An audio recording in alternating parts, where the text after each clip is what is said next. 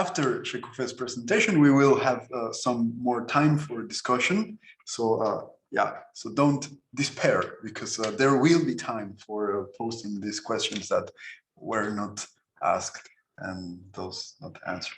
So yeah, so now we have Shekoufeh Mohammadi. She has a PhD in applied linguistics from Alicante University in Spain, and she's currently a professor and researcher at the Instituto de Investigaciones Filológicas, so the Institute of Philological Research in the UNAM in Mexico. She is the author of several monographs and articles and book chapters, and yeah, I'm really happy to introduce you to her, because yeah, we know each other, but we haven't talked for a long time, so it's really nice to see her again. And yes, Shekoufeh, please. Thank you very much, Israel, for the presentation. Thank you, everybody, for being here, and good afternoon or good morning to you wherever you are. It's been ages since I last spoke English, so please excuse me if something strange comes out. I'm going to share my screen with you. And I would like to share here some of the results of one of my last projects. It's about a book called Shahnameh, or the Book of Kings, or the Persian Book of Kings, and the question of identities, through a case study of one of the passages that is called the Story of Zahak and Fereydoun. And I would like first to present you some theoretical framework to show what I am doing here, actually, from a semiolinguistic viewpoint. And after that, I will talk about the book itself and go through some examples in order to point out what I mean by this analysis. So let's start. In my theoretical framework, I take mostly into account Charles Sanders Peirce's theory of iconicity. And well, you know that he talks about images, diagrams, and metaphors as different categories of icons. So in first book, I developed a theory about iconicity in literature, especially metaphorical iconicity in literature and in language. And what I do in this presentation is to somehow take some of these points I've already developed and to apply them to this Persian text. So in that, let's say, theoretical development, what I tried to do was to make an encounter between the theory of Michael Cabot-Halley about indexical icons and the Peircean theory of iconicity. You know that, well, Halley talks about how we can find different types of icons in metaphors as tropes, means in literary metaphors. So he says that where everything starts with an anomaly that creates a semantic tension in the text. And then in order to solve this anomaly, we have different ways to proceed. And he suggests that what we could do is to say, okay, if things do not work the way they must, instead of saying this is a mistake or something happened or I should do another reading or the author did it wrong or something like that, we could form an iconic indexical hypothesis, what is Halley says. And it means that when the anomaly appears, you actually think, okay, if I cannot interpret this the usual way, I should find another context for what is happening here. So I form a hypothesis in which I should look for an icon. I mean, this anomaly works as an index of an icon. Then I go look for the icon. And once I find the icon, then I can say that I can resolve the semantic tension and everything now is meaningful again. It makes sense now. And how do we look for the icon?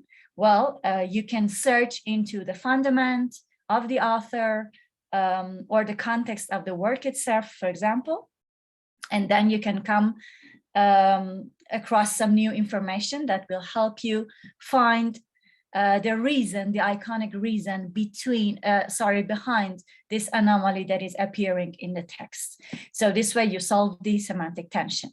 Now, if the semantic tension is not resolved after a research and after you have done everything possible, then you can just conclude that, okay, so this really was a mistake and we cannot interpret it otherwise.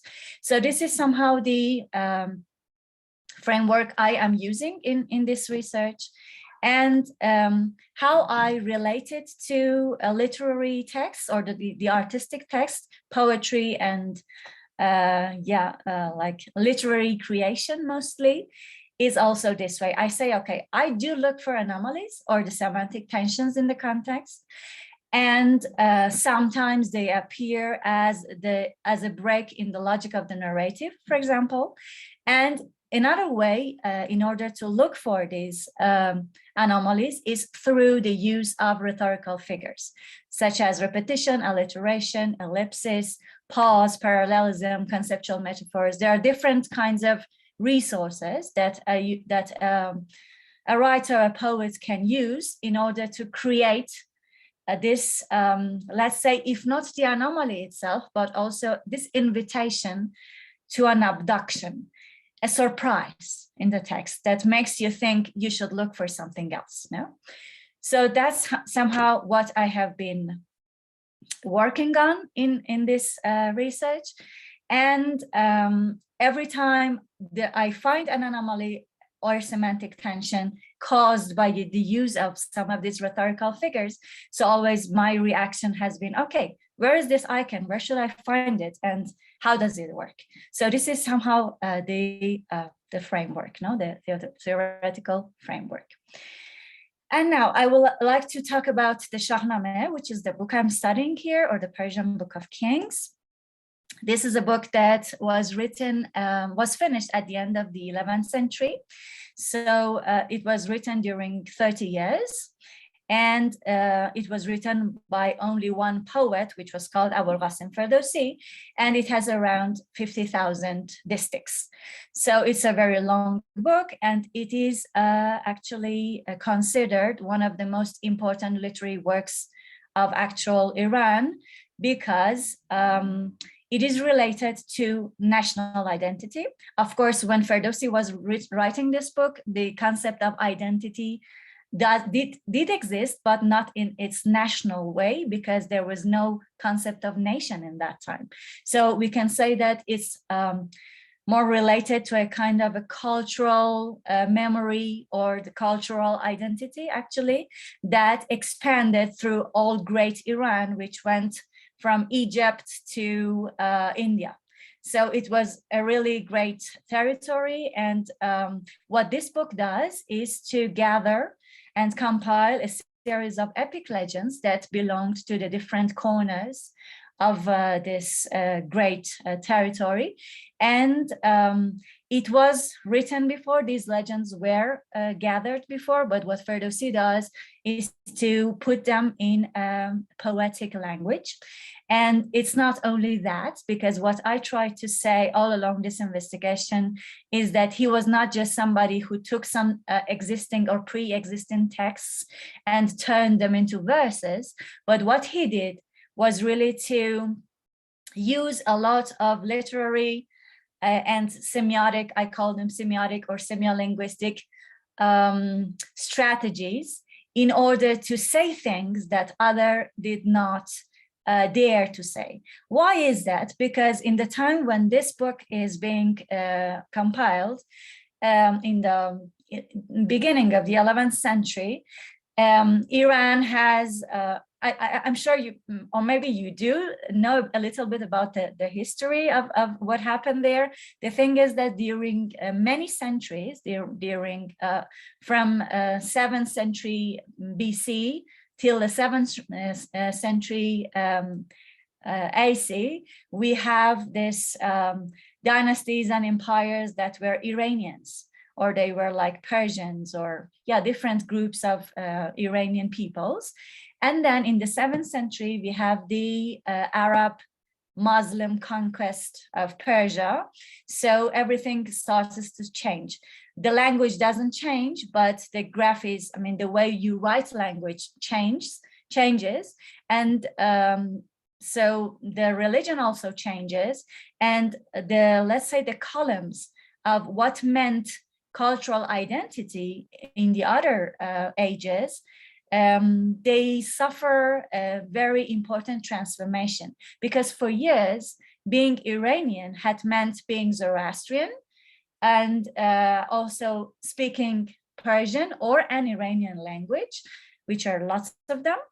And also it had meant belonging to a territory, to a certain mythical territory.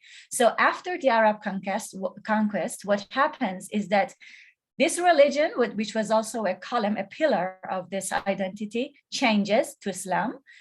The language stays in its place, but then we have a lot of Turkish and Arab dynasties that bring their languages also.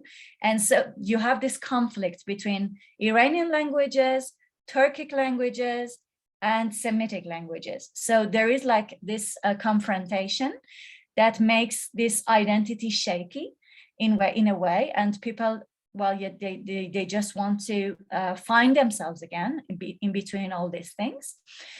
So in this age, it means like 4 centuries after the Arab conquest, you have a society that is mainly Muslim. Everybody speaks other than Persian another language, normally Arabic. And at this time specifically, we have Turk governors. So many of the things that were related to Iran's past or to the glorious identity they had before the Arab conquest is hidden somehow. Actually, it is forbidden for many years. That means that you couldn't talk about Zoroastrianisms or the epic or the mythical heroes of the Avesta or the sacred texts. You couldn't talk about them for many years. So what was important actually for the Turks, for the Ghaznavid Turks of these centuries, was to create an Islamic nation, regardless of any other identity marks that could exist. So what happens here in the Shahnameh, in the Persian Book of Kings at this century, is that Ferdowsi does not put aside all these other layers of identity that have been formed through the centuries. He doesn't do that because many other people wrote Shahnamehs, wrote books of kings, but they are drastically different with Ferdowsi's because of this, because he is the only one who tries to conserve, to somehow hide everything beneath a surface of inoffensive epic legends, I call them. So when you read the text, just like normally, it looks like, well, you're reading a couple of, a set of stories, about things. And nothing really strange happens there. Many people read the Shahnameh nowadays like this, And even though they read it like this, it is a very important symbol of Iranian national identity nowadays. It means it's quite a very, let's say, actual book, and it is used for by many artists, by social movements, in order to make like discourses of resistance, based on this book. So even though you don't read all the hidden parts or the references, you can make a lot out of this book. But what I'm going to point out here is, what are these strategies that Ferdowsi is using? Some of them, there are lots of them. I'm going to focus only on a passage, and then I'm going to focus on some of the points that we can find in this passage to share with you how he is making, like say, putting some references or giving us some hints to the other cultural and or the cultural identities that existed for years in these epic legends coming from very, very old times, no, actually. So this is somehow what we are going to see. The passage is called The Story of Jamshid, Zahak and Fereydoun. It talks about a very good king whose name is Jamshid, and he's like a very nice civilizer of the world, and he reigns for 700 years. And suddenly, someday, he assumes he's God. And at this point, the divine glory that always accompanied him leaves him. So after that, nobody from the people of Iran listens to him, and everything starts to be a chaos. And so in this point of the story, when Jamshid is not considered a legitimate king anymore, Iranians start to seek for another king, and they find Zahak. Zahak is a monster. Actually, I will talk about this later. He's a monster. He has the body of a dragon. He lives in another land that is not an Iranian land. It is mostly considered an Arab land, actually. I'm going to talk about this too. And yes, this Zahak, the monster of the strange land, is brought to Iran as a new king. And he will reign for 1,000 years minus 1 day. And I will tell you why later. And then he's going to be dethroned by Fereydoun, which is a little boy that is born during the last 40 years of Zahak's reign.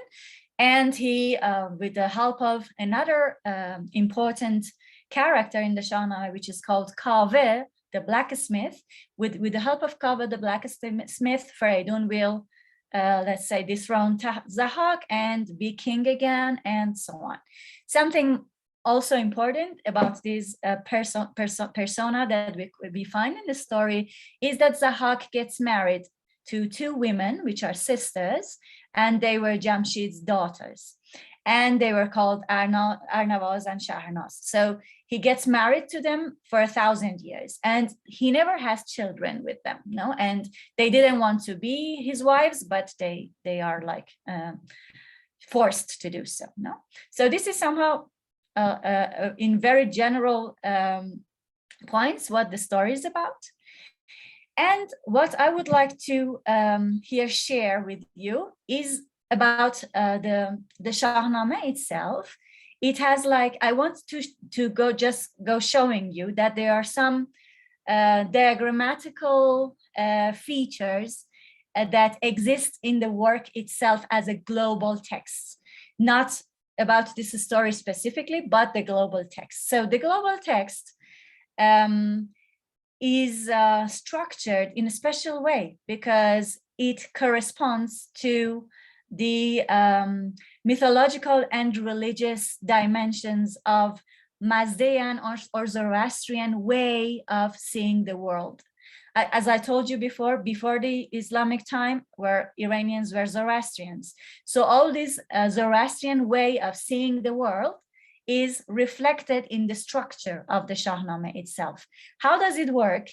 It works as I put it in these tables, and I will just tell you what it is about. In the Mazdean, or the most ancient one, the Zoroastrian anthology, they believe that there are two forces of good and evil. One of the good is called Ahura Mazda, and the evil is called Ahriman. And each of them has a kingdom or reigns for 3,000 years. First, we have the 3,000 years of Ahura Mazda, then we have the other 3,000 of Ahriman, and there is a battle after that. And nowadays, we are living in the battle time, actually, which also lasts 3,000 years.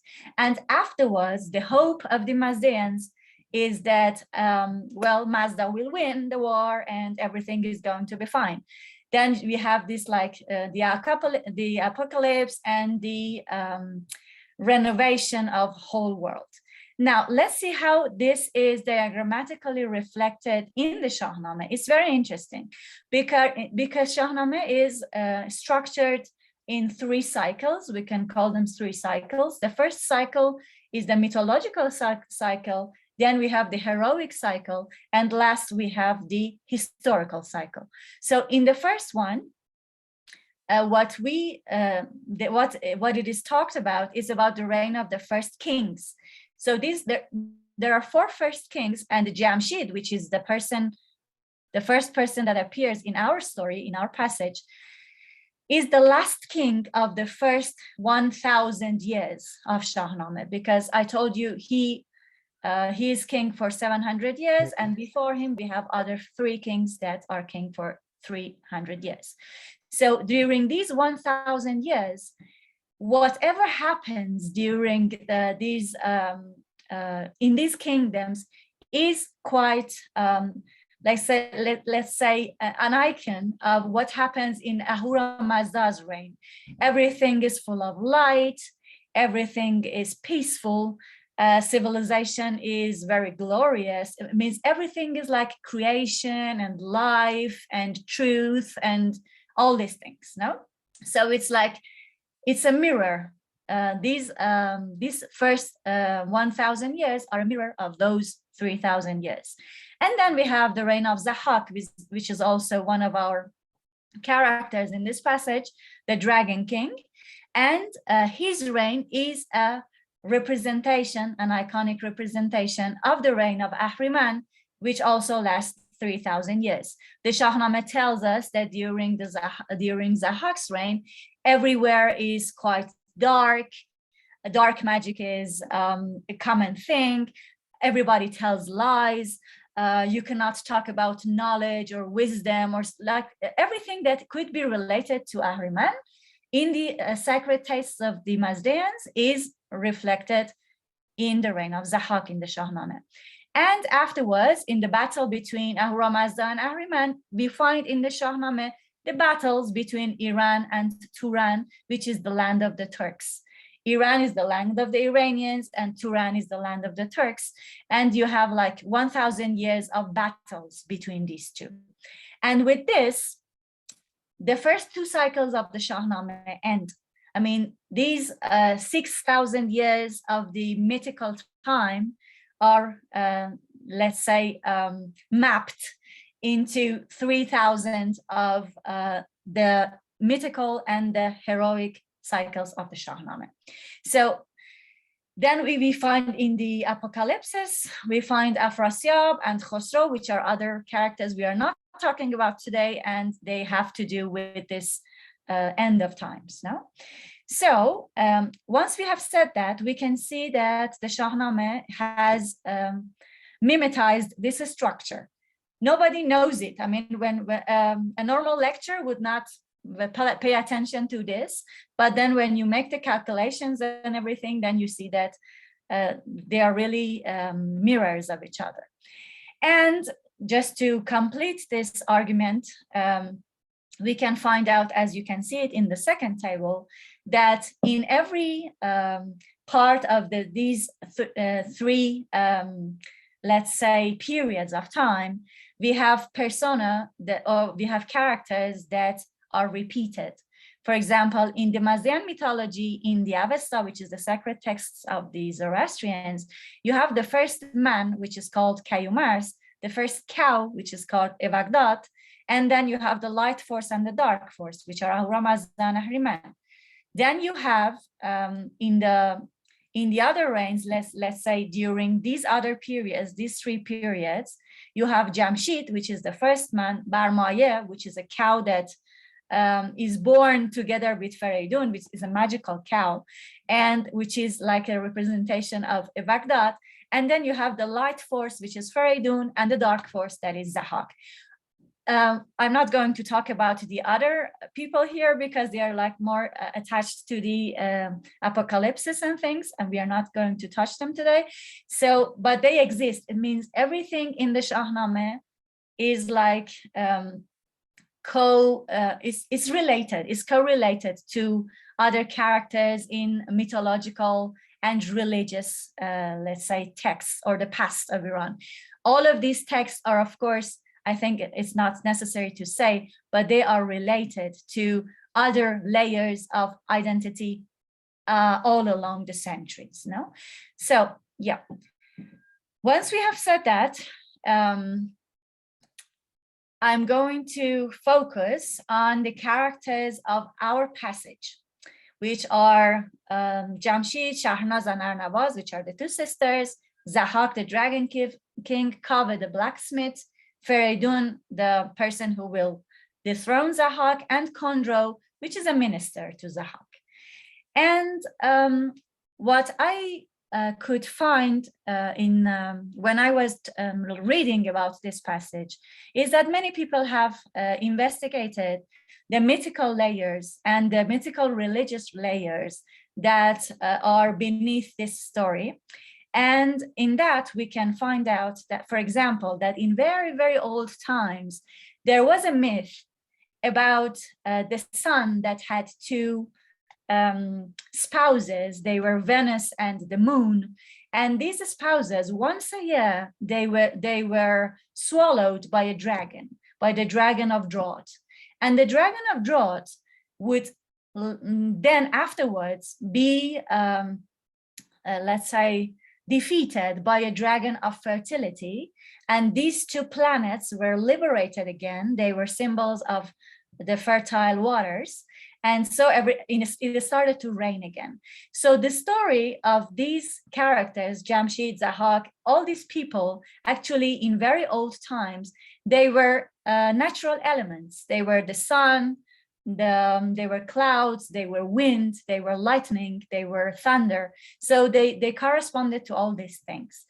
Now, how does Ferdowsi lead us through this mythical layer is really interesting, but I'm not going to talk about it today because it's very long. But what he does to tell us about this is the use of adjectives. For example, whenever he talks about Jamshid, he uses adjectives related to the sun.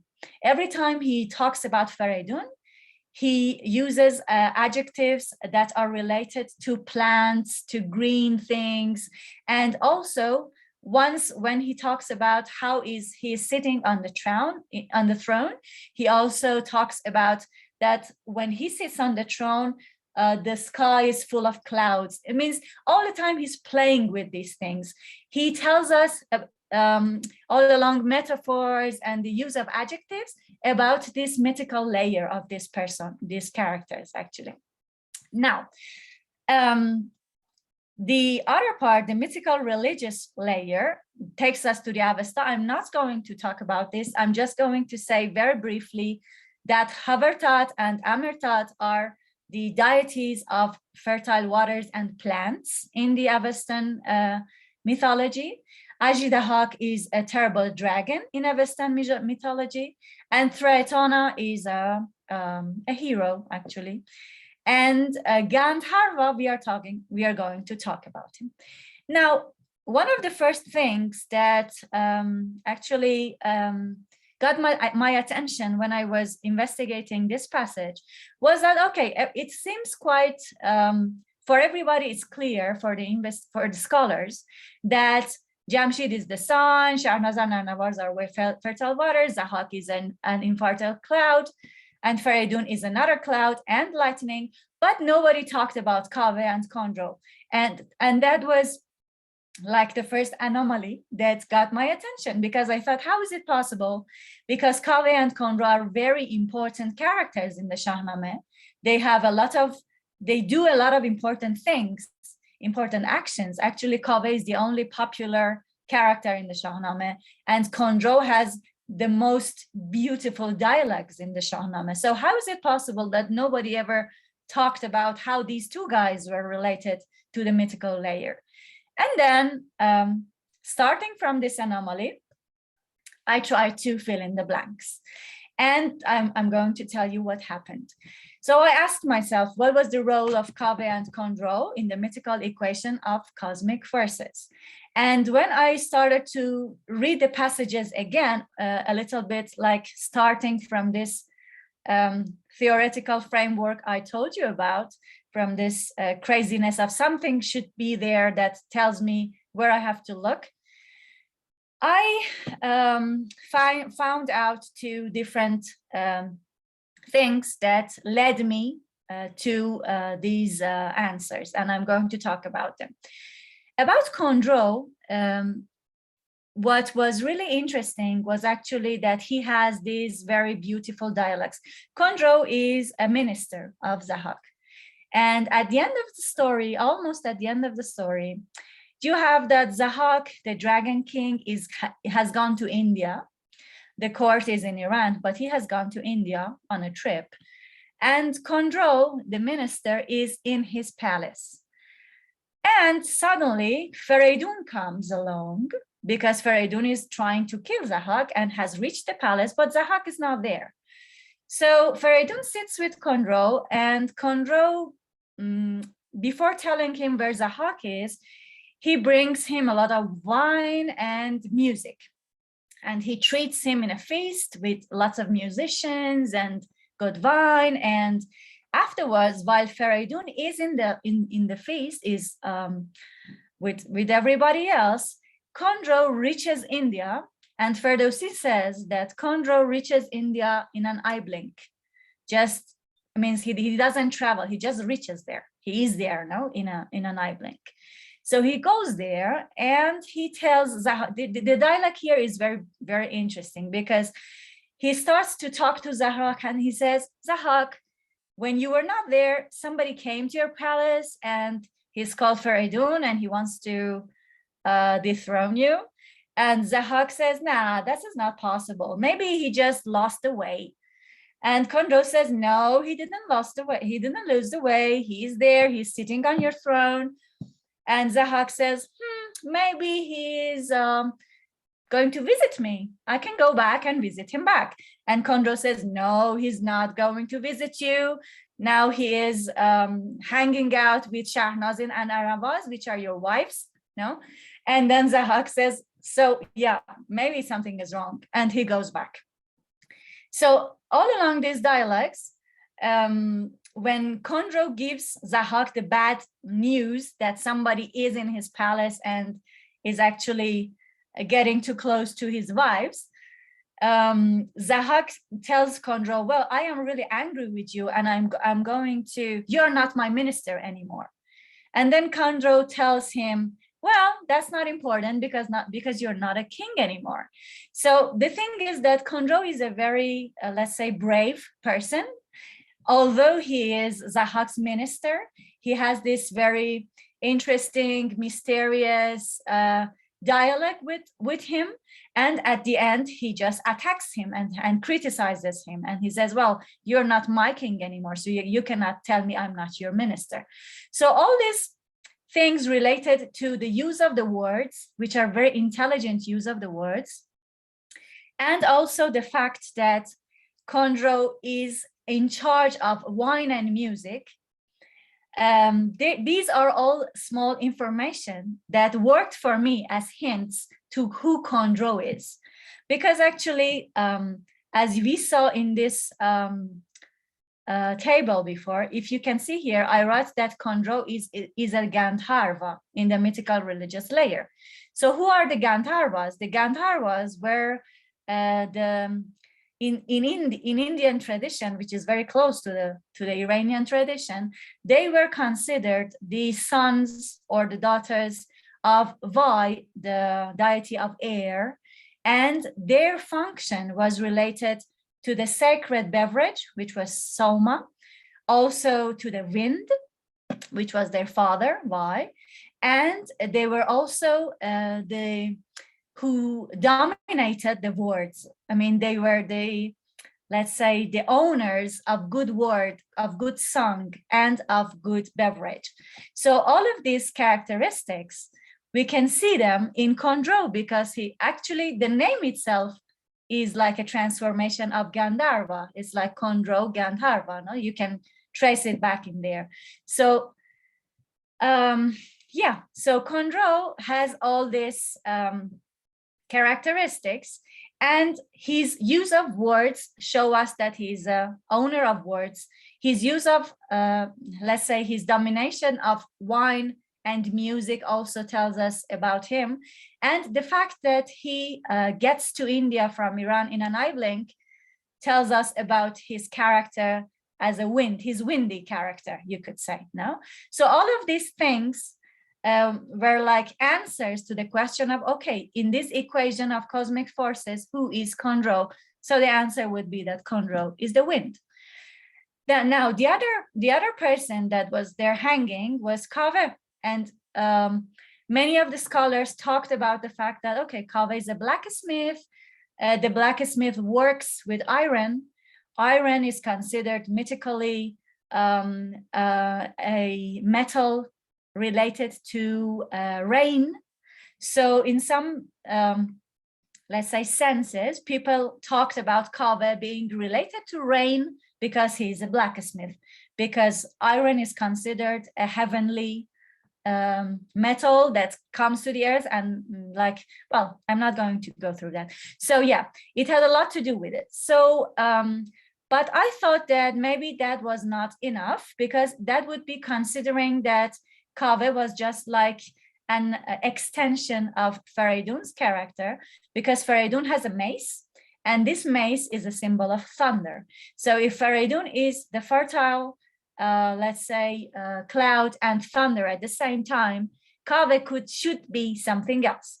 So the answer to this came to light when I was reading aloud this passage where Kaveh appears. In all of his appearances, I noticed that Ferdowsi creates an alliteration of very hard consonants that are p, t, k, ch all the time. And every time that Kaveh is talking, the verb that Ferdowsi uses for him is not he was talking or he said, it's just he shouted, he roared. So they were all like verbs that had to do with a lot of noise. And then through this alliteration and all the noisy words, I came to the conclusion that Kaveh was the thunder. So Conroe the wind and Kaveh the thunder, because of all these hints now that existed in the text, and Ferdowsi puts them there through alliteration, the use of the verbs, and also the mastery that Conroe has in the administration of words, which are really like they are really rare, they are exceptional in the Shahnameh. So somehow I completed this table on this basis. So this is a first example, no, about these two first layers and how things came out. Then this story has different, like it has two mythical and mythical religious layers, but it has about 4 or 5 different historical layers or dimensions. It means that these legends that were put together in form of one only legend of Zahak and Fereydoun were actually referring to different times. And in each of these times, you have different religions, different cultural identities. Some of them that I'm going to discuss here have to do with the Achaemenids, the Persians and the Medes, and also the Persian-Arab conflicts. So there were lots of conflicts all the time. And this is really beautiful because you see how one soul story was capable of re-signifying time to time all the experience of conflicts between peoples, conflicts between languages, and conflicts between religions. So this is really amazing. And actually, I think this is why I have the idea that the Shahnameh itself is like a big iconic metaphor or all that has happened through our culture, through Iranian culture all along the years. So let's see this a little bit closer. And here in the historical layers, I have pointed out some of them which are the Persians versus the Medes, the Persian versus the Medes too, and the Persian versus the Arabs. When you read about these passages, the scholars only talk about these three layers. They say, okay, it's possibly there are some correspondence between these characters in the Shahnameh and historical characters in our world. And they have to do, as you can see here, no? They have to do with, normally Fereydoun is the Persian king. It can be, well, he can be Cyrus II or Darius I, or a hoped Persian king for the future, because this is something also that the Shahnameh has that projects to the future. And Kaveh could be one of these people. Zahak has also his own correspondence in history, and Shahnaz and Arnavaz, and also Jamshid. So all these things exist there. And if you just make a little bit of research into history, into, for example, the Achaemenid inscriptions, or into Herodotus' account of Cyrus's childhood, things like this, you can find these things. They're not very difficult to find, actually, no? And so you can point them out this way. But the thing is that it doesn't end here. And again, I'm going to give you some examples of how I found out that it didn't end here. One of the first things was an anomaly in the logic of the narrative. And this is something I love, because many people wrote books about this. And it was really interesting that how they tried to justify this anomaly. So what was the anomaly? What I here quote is a part of the Shahnameh that talks about the end of the time of Jamshid, when Jamshid is not considered a good king anymore. And look what happens. He says, all those armies suddenly turned towards the Arab lands. They had heard there lived a terrifying king in a dragon's body. All Iranian knights looking for a king went to Zahak. They worshipped him as king and called him monarch of Iran. So one reads this and says, what happened? Why would people who had a very nice king go to a strange land to look for a monster and bring him back to make him king? What would make them do that? No? So there are different possible interpretations. If you do not solve this semantic tension, and that is why I said that there were lots of books written on it, is that some scholars say, okay, Ferdowsi made a mistake. And he had to tell first that Zahak was brought to Iran, and afterwards talk about the fact that he became a monster. So Zahak became a monster in Iran, not in the Arab lands, and Ferdowsi made a mistake, changed the order of the events. And some others, like there is a very interesting writer called Saidi Sirjani that wrote a whole book about this mistake of Ferdowsi's, to say that Iranians are fond of tyrants, and say, okay, yeah, we like all along the history, we have been living under tyrannies, and this is what we, yeah, blah, blah, no? So he tries to justify it this way. Now, what happened afterwards was I did not actually accept either of these two explanations. So I said, yeah, maybe there is something else, and maybe it was not a mistake, and maybe we really do not love tyranny. So I tried to look, and then what I found in the, let's say, in the fundament, if you can call it that way, was some information that could lead you to finding out who really Zahak is. And it was what you can see here, that Zahak is a Babylonian king. And actually, before the Aryans migrated to these lands of Iran, there were people living there. They were called the Nagas, and the Nagas had serpents as their totems. And in many of the images that you see from those times, you can see that the king is represented with a lot of serpents coming out of his back and shoulder. So this, let's say, description of Zahak in the Shahnameh, that was a king that to big serpents, two dark serpents grew out of his shoulders, actually, because this is how he is described in the Shahnameh, is actually a hint to the fact that he was a Persian king, a Naga king, and the Persian kings went in search of this Naga king, not a monster, actually, and he brought him back that way. Now, here, of course, there are lots of other elements that are playing a role, how Persians see others as monsters, but this is like another, I think, discussion. But the thing is that one of the hints that takes you to solving this semantic tension actually is this fact, no, that the Nagas existed, and the monster that Ferdowsi is talking about is actually a king of another culture, simply, no? Now,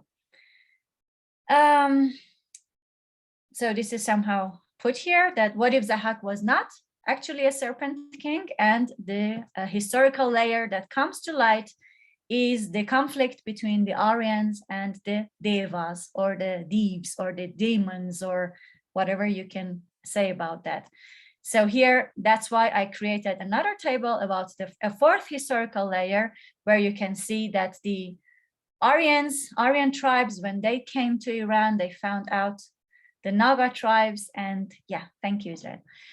And yeah, that was the way this conflict was translated, let's say, into this other conflict of the Shahnameh between Fereydoun and Zahak. And well, yes, here I wanted to talk about this, but I'm not going to because I don't have time. This was another historical layer that came out. And I'm going to, this is the general look of all the layers that are hidden beneath this story, behind this story.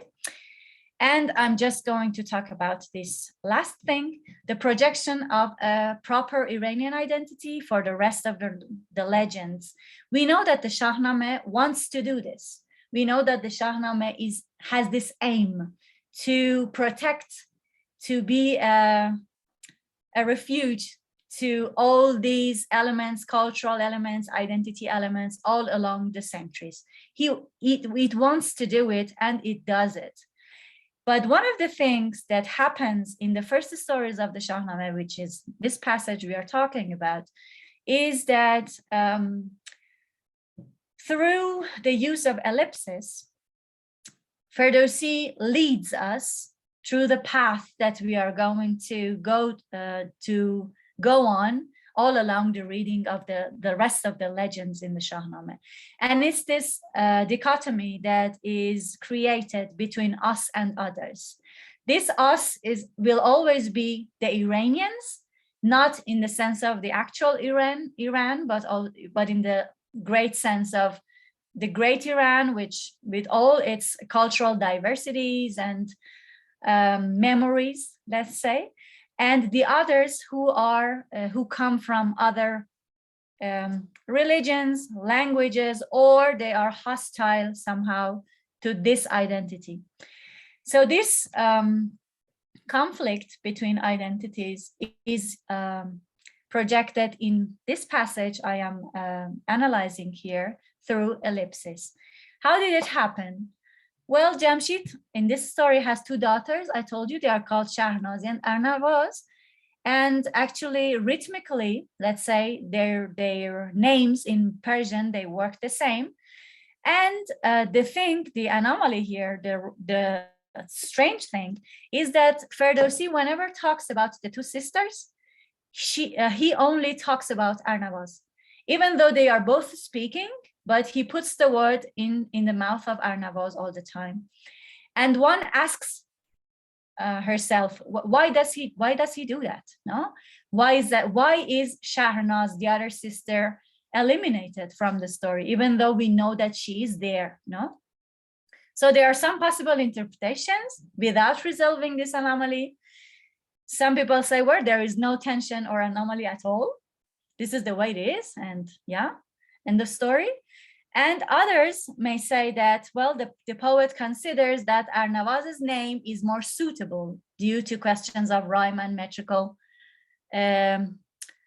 counting. But the thing is that, as I told you, they just work the same, and it doesn't make any difference. Actually, I did this exercise of substituting in every verse the name of Arnavaz by Shahnaz, and it works quite well. So that was not the answer. What I did was to go into the fundament again and see what I could find. And when you further read the Shahnameh, you see that these both sisters will get married to Fereydoun lately. And each of them will have children. Arnavaz, which is the sister whose name is always mentioned, will have one son who is called Iraj. And Shahnaz will have two sons that are called Salm and Tur. And all along, a little bit further in the story, we see that Salm and Tur will kill Iraj. Why? Because Fereydoun, let's say, divides the world in three parts and gives each of his sons one of these parts. He gives Iraj Iran, he gives Tur the land of Turan, which is the land of the Turks, and he gives Salm the land, the Occident, let's say what is now Europe. No? He gives Salm Rum, which is the Occident, and the governors of the Turks lands and let's say the East and the West, they decide that Iran was the best place, and their little brother Iraj is actually somehow he's just preventing them to get their rights and so on, and they kill him. And this killing is which is quite unjust, is the beginning of the battles between Iran and the land of the Turks, Turan, that I mentioned at the beginning of this presentation as the point that marks the beginning of the 3,000 years of battle between good and bad in Mazdaean times. So everything happens here. And what Ferdowsi does through this ellipsis is to tell us, I am eliminating the bad sister, the bad mother, who is going to have the bad children, who are going to be the cause of all the battles that we are going to have all along the Shahnameh. So this is how he, let's say, attracts our attention towards this. So I'm going to just wrap it up here. And just as conclusions, to say that there are different layers to this story. All of these layers are present in the Shahnameh. They are present thanks to these semiolinguistical strategies that the poet is using. And the only path we have to go through all these layers and make them present and bring them to the present is to through a search that should involve and should mean a hermeneutical research, all in through the myths and through religion, and yeah, of course, through symbols and literary expressions and all this stuff. Yeah. So thank you very much for your attention. I finish here. Thank you a lot. And I will take my privilege just to ask a very quick question Sure. about the translations of the Shahnameh, like in which languages is available. Yes. Yeah, sure. Actually, it has been translated into many languages. You can find a good English translation made by Dick Davis. It's called the Shahnameh, the Persian Book of Kings, and translated by Dick Davis. And I think it's quite a good one because he is translating directly from Persian. So yeah, I think, yeah, one of the most accessible ones can be this one. Yeah, sure. Very good. And Yamila has a question. So please. Yeah, hello. Thank you very much for your enthusiastic talk. Your analysis of Ferdowsi's Shahnameh reminded me Lotman's definition of religion, if I am not mistaken, in the role of typological symbols in the history of culture or something like that. So where he defines religion as an undeniable cultural reality, which has been built within cultures, mainly through linguistic science. I mean, every religion can be considered the result of a historical transformation, like from creative falsehood to a created reality. That is, although religion does not reflect reality, I mean real reality, it has turned into reality in languages, as explained in literary works, in our beliefs, in rituals, in emerging cultures. So, and I congratulate you that you could analyze the backdrops of religion in Ferdowsi's work. So my question is that, do you think that Zoroastrianism that you explained, which has mainly a dualistic cosmology of good and evil, had already globalized the world like many centuries ago, maybe thousands years ago? So, I mean, because almost every nation nowadays believes the ultimate victory of good over evil, it has become like a universal belief, which can be implied only by religion and, of course, mainly through linguistic science. So, in the meaning of globalization, I mean, we know that religion, first of all, politically affected all over the world, like in Zoroastrianism, then Arabization, Islamization, then the religious wars like the Crusades. And nowadays we are in the globalization of like internet, through internet. So, but do you think that Zoroastrianism had already globalized our world? Thank you. Okay. Thank you, Jamila, for your question and for your words. Well, this is a very controversial question. Actually, we usually avoid talking about influences because these things come from very ancient times, and it's really difficult to say clearly and define like explicitly who influenced whom and when things came from and what was the origin of everything. So it's really a difficult question to answer.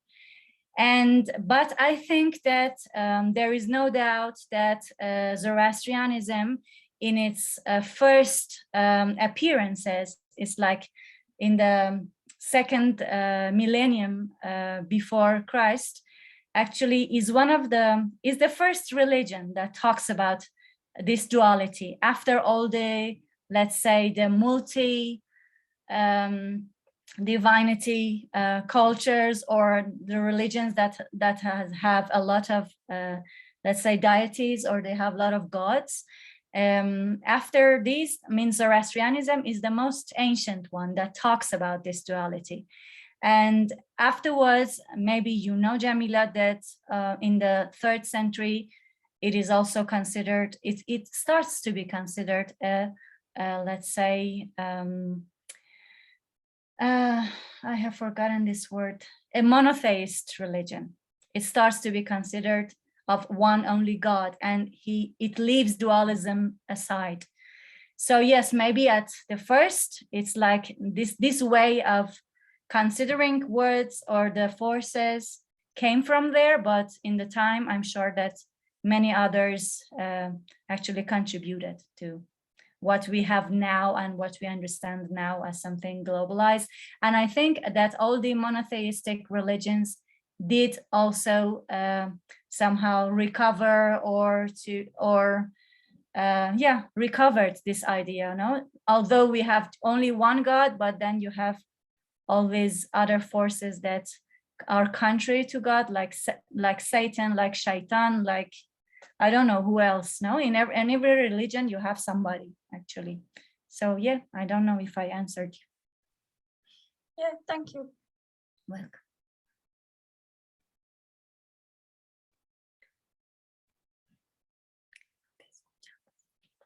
Micrófono, Israel, no te escuchamos. Gracias. So I was asking whether there are more questions, and I was hinting at whether Oscar has a question because he has his camera on, and I think he's also very much into this topic. But well, no pressure. No, thank you. Hello, guys. Very fascinating to listen this King of Kings and hearing semiotic and my fascinate Ferdowsi work 20 years ago when I study few romantics and the influence of Ferdowsi in novelists, for example, was very expected for me because the parallelism between Shahnameh and Eneida, like Dante, for working down the Inferno, and the studies of novelists about Rustan King. Rustan King, that was a very important person in Shahnameh. With the 7 lovers, if I don't remember it is right. It's like the 7 work of Heracles, because it's epic, strange works. It's very moral, but also for novelists were very astonished with the meaning of the mystical context in Rustan book, in the history of Rustan, and added he added in the Henry of the Wittgen book, that is the medieval Germanist fable on this Henry. And my impression is that this influence of novelists is like Dante. He thinking around mystical imagination and mystical ideas for conquer the love, no? And this connect the Persian, these Persian epics and Greek epics of with Dante. Parallelism. I don't know. Hope you talk about this story. Yes, thank you, Oscar. Actually, it's really a fascinating field of research to look for this influence. And yeah, these influences, actually, we have been like working, people have worked on the influences of the Shahnameh and the medieval texts in Spain, for example. There are lots of work done on that. Yeah. And also, yeah, actually, as many of the things you can find in the Shahnameh were already present in other texts, in more ancient texts, for example, in Zoroastrian sacred texts. For example, in the case of Dante, we have the antecedent in a book that is called Arda Viraz Namak. Maybe you have heard about it. It's like the book of the just Viraz, and it's the story of a man who goes down to how do you call it, to the infierno, and looks for everything, and somebody is guiding him. So yeah, there are antecedents in these cultures of this part of the world for the other cultures of the other part of the world. But as I was telling Jamila, we really don't know how was the way, if it was from right to left or left to right, that things happen. But yeah, we can never know. It doesn't matter. We cannot consider any culture to be a culture. We are all subcultures. We are humans. So it doesn't matter. I'm very happy to hear your presentation. Thank you. That's right. It's just fascinating to find them out. But yeah, of course, it doesn't matter who influenced who. Yeah. Sure. Thank you. Thank you, Scott. Thank you. Thank all of you. And sorry, Israel. Can we have the slides of Shekoufeh's presentation, please? Sure. Can you? Of course. I can send them over to Israel, of course. Great. Yeah. And we have a question in the chat from Musayin. He cannot use his microphone, so I will read it. He says, I would also propose a question from a Lotmanian point of view. Lotman has differentiated two types of archetypical models of culture. It est, magic, based on reciprocity, contract, and equivalence, and religion, based on unconditional surrendering of oneself to a higher power, say God. Did you find the text or culture being represented in the text you are studying, representing the magical or the religious way of thinking, or a combination of those two?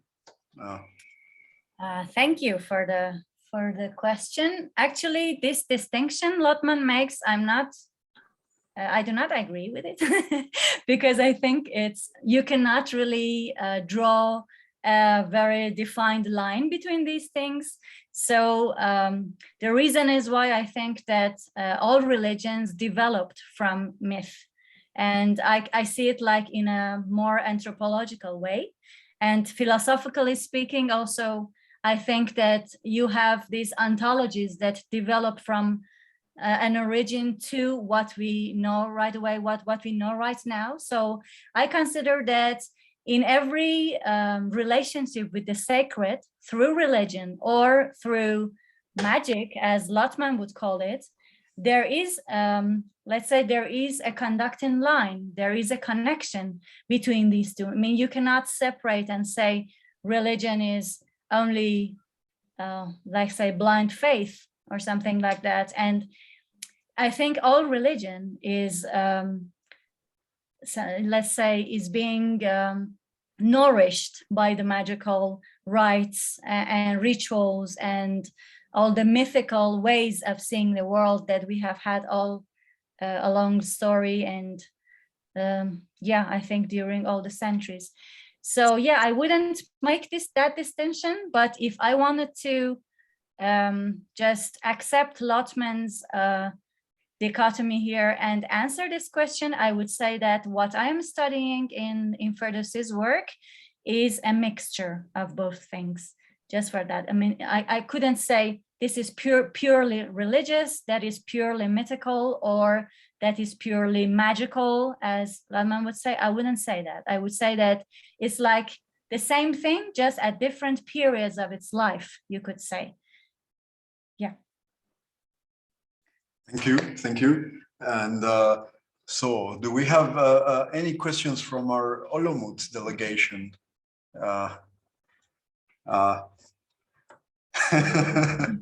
Well, because I myself have a question which is like related to Peirce, and it's about this. So why talk about like iconic, like iconic indexical and not indexical iconic? Or maybe it's not really a relevant question, but because I was thinking, so yeah, I do get your point. Yeah. Well, the reason is actually it is I could say that it is Michael Cabot-Halley's fault somehow. Something happened, and I think we couldn't listen to your answer. Really? Yeah. Okay, I'm going to repeat it. I was saying that I think that mostly it is Michael Cabot-Halley's fault, because when he suggests his theory, he talks about this indexical, let's say, hypothesis, looking for the icons. So yes, you do have an index, which is the index of an icon. This is why I call it an iconic indexical. It means an index that will lead you to an icon. That's the only reason, actually. I mean, there is nothing more profound behind this. If this is what you are referring to, I'm not sure. No, it's okay, but because it also sort of reminds me of this Jamesovian idea of connotators. But yeah, and perhaps like this more like similar results might be achieved by using Jamesovian approach instead of Persian approach. Sure. I don't know, but yeah, but I know you have been working with iconicity in language already for a long time. So yeah. Yes. And but so are there any more questions? Because if there are not, we can also yeah, open now some time for additional discussion. So if you had questions that you couldn't ask to Eleni, you can also ask them, or yeah, or if not, we can also end our session here. And I will remind you that our last session will happen in 2 weeks from now. Well, sort of, because it will be on Thursday, December 9. And this session will be a sort of special session because it will be a hybrid session. So people who are in Tartu, yeah, stay alert, because maybe you can come. And we will have 2 presenters. We will have Professor Yuri Talvet, who has been working with Spanish poetry and Estonian poetry, and he has been translating like both ways. And he will be talking about Estonian identity and like the roots of Tartu identity. And he will be talking about Juhan Liv and Kreutzwald and the Kalvipoeg, and it will be wonderful. And then we will have Jan Walsiner's talk about mythokatalysis as setting the stage for human dramas. So it should be also a really, really good talk. So of course, the session will be streamed, and I guess we will be posting our like the Zoom links and everything that you can follow on our Facebook page, and yeah, and yes. So I really hope to see you there. Sadly, I will be only online because happily I will be in Mexico. So I will be there online, but all of you who are in Tartu, I hope you can be there. And yes, so thank you very much to Eleni and to Shekoufeh for the presentation, and for all of you to be here, because we couldn't make it without you. So yes.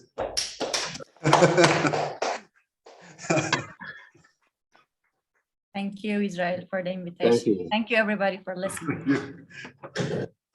Thank you, Ryan. Thank you. Okay. See you suddenly. Nice to see you, Oscar. Thank you. Have a good night. Chào Tyler, company. Hi. Bye. Bye. Indeed. Yeah.